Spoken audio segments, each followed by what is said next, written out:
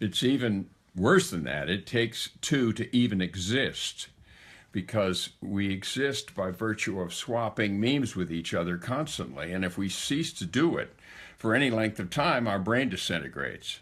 So it's more than what Elizabeth Warren says, that it takes a village to build something and that one person shouldn't get all the credit and all the money from it.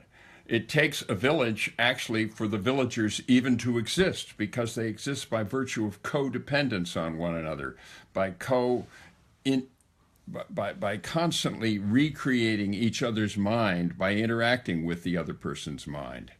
So today I came across this quote from Paul Valéry. He was a French critic of the last century. And he writes, "It takes two to invent anything. The one makes up combinations, the other recognizes what is important in the mass of things which the former has imparted.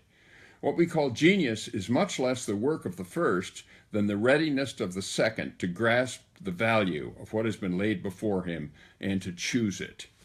So I thought that was interesting, and I tried to find examples of it. And the first one I thought of was actually Obama.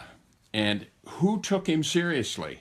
An unknown guy named David Axelrod saw the potential in this guy and saw that he had the ingredients which could actually win a majority of the American public.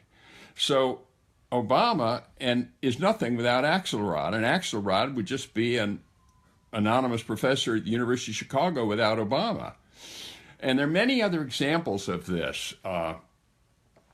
In science, they're commonplace, where someone discovers something, Copernicus, for example, the heliocentric model of the solar system, and nobody takes it seriously, and it doesn't have any impact whatsoever until someone comes along and grasps it and promotes it.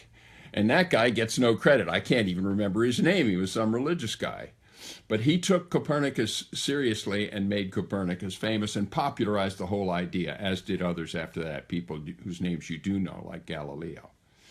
And on it goes. There are so many examples of where one person does something, like, for example, Jackson Pollock threw paint cans at the canvas, and nobody paid any attention to him until an art critic named Clement Greenberg came along and declared that it was art and explained it to people, and did the same for a whole bunch of other abstract expressionists.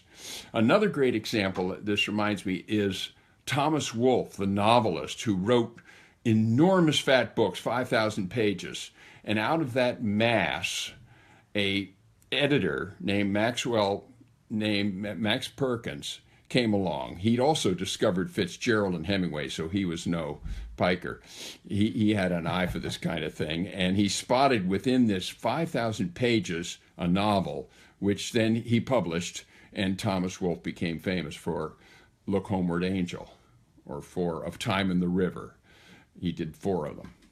So that's my thought for today. I've been trying to find examples. And if you have any examples where one guy gets all the credit, one person gets all the credit, and the person who grasped it and presented it and just made it available and promoted it gets no credit. If you have examples of that, please comment in the section below. I'd like to collect a whole bunch of examples. I have more, but I won't give them now.